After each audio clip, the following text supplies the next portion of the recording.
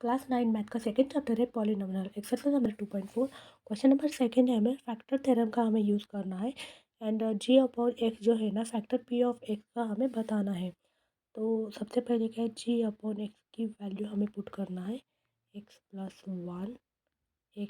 One is equal to 0, X is equal to -1 में जाएगा, यहाँ पे माइनस में जाएगा ना, तो ओनली पुट करना है वहाँ पे value 2x³ plus x² minus 2x-1, यहाँ पे 2 -1 का क्यूब -1 का स्क्वायर और 2 -1 तो यहाँ पे -2 + 1 + 2 -1, तो यहाँ पे आंसर क्या है, 0 है।